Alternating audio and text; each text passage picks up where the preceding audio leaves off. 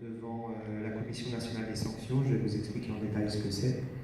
Et il est vrai qu'aujourd'hui, le sujet du blanchiment et de la lutte contre le terrorisme est véritablement à prendre en considération.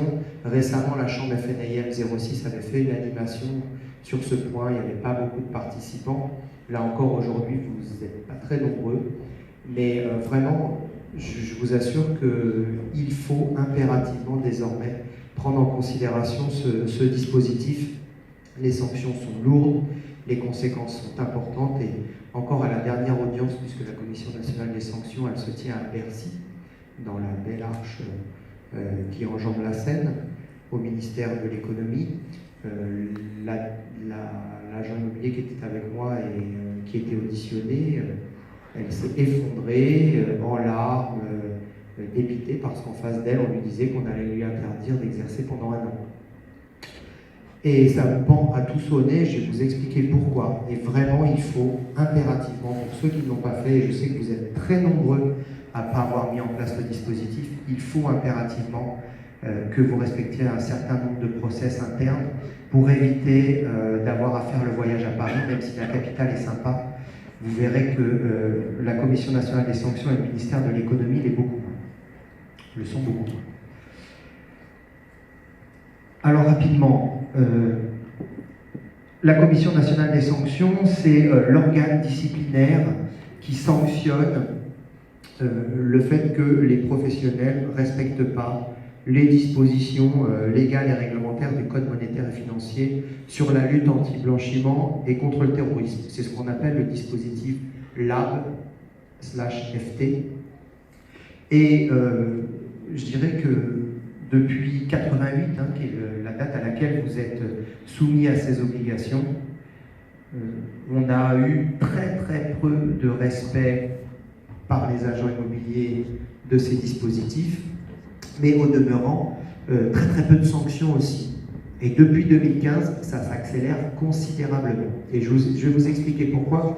Et je pense qu'à l'issue de cette présentation rapide, vous aurez compris pourquoi vous êtes obligé aujourd'hui de mettre en place le processus. Posé, ça va être le président du Gabon qui va avoir un bien en France, donc vous vous direz, bon, le bien est en France, j'ai pas de problème. Oui, mais non, parce que ce bien, comme c'est le président du Gabon, je dis président du Gabon, mais c'est un exemple, je ne suis même pas sûr que ce soit le problème, on dira non, le président du Gabon, vous ne pouvez pas passer d'acte avec lui. Donc vous êtes obligé à la prise de mandat, lorsque ce n'est pas très transparent, de vérifier à minima quel est votre mandant, quel est l'interlocuteur que vous avez.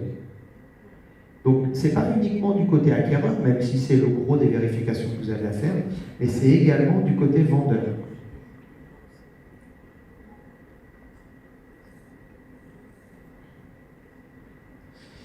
Donc, ça implique en interne de mettre en place un système d'évaluation des risques spécifique à votre agence. Il n'y a pas de dispositif type. La FNIM, Tracfin, tout le monde donne un peu des process. Mais je dirais que chacun va mettre en place un dispositif à l'intérieur de son agence en fonction tout simplement de la typologie de biens que vous avez à vendre, la typologie de clientèle. Je veux dire, bravo, c'est parce qu'aujourd'hui, on a les dispositifs du Code monétaire et financier qui nous imposent de les avoir. Vous voyez, dans les derniers bons de visite que j'ai fait à des clients, ils m'ont demandé de leur faire des modèles de bons de visite. J'ai rajouté la disposition du Code monétaire et financier pour pouvoir imposer la prise de la pièce d'identité au moment de la visite. Bon, on a cette contrainte, on la vit comme une contrainte, essayons de s'en servir également pour collecter un certain nombre de pièces. Ensuite, vous avez le client refuse de présenter ses documents d'identité, le client s'identifie par des moyens autres que ses documents d'identité, le client n'est pas présent physiquement aux fins d'identification, le recours à une tierce personne pour réaliser les formalités administratives et l'acquisition du bien, impossibilité d'obtenir l'identification du bénéficiaire, nature de la profession exercée par le client est résident en France, dans un pays de l'Union, le client est résident au domicile dans un pays figurant sur la liste du GAFI, dont la législation et les pratiques font obstacle à la lutte anti-blanchiment et financement du terrorisme. Donc là, dès que vous êtes là, vous êtes en risque élevé, normalement vous devez arrêter de travailler, par exemple, dans cette catégorie-là. D'accord ? Ça veut dire que les avoirs ou le bien font impérativement l'objet d'interdiction, mais pour le savoir, ça, encore faut-il que vous ayez la liste dans le cabinet. Vous ne pourrez pas l'inventer. Ni vos collaborateurs. Le client est résident. Ce que je vous invite à faire, ça c'est ma méthodologie, mais c'est de faire un tableau avec des couleurs. J'ai une colonne verte, si c'est dans le vert, il n'y a pas de problème. J'ai une colonne orange, si c'est dans le orange, je demande des pièces complémentaires. J'ai une colonne rouge, si je suis dans le rouge, Mayday, j'ai un process interne pour savoir. Parce que ce que veut aussi l'autorité qui vous contrôle, c'est bien que vous ayez des fiches. C'est à un moment donné, quand ça s'allume rouge, qu'est-ce que vous faites? Est-ce que, dans le schéma tel qu'on l'envisage, est-ce que on part du principe que dès que c'est rouge, par exemple, ça part au dirigeant. Dès que c'est orange, ça reste le collaborateur qui fait des démarches ou qui fait des recherches complémentaires. C'est ça qu'il faut que vous écriviez. Ça, je ne peux pas vous l'inventer, mais c'est ça la note de service que vous devez faire à l'intérieur du cabinet. À partir d'un moment, ça doit passer forcément entre les fourches codines du dirigeant.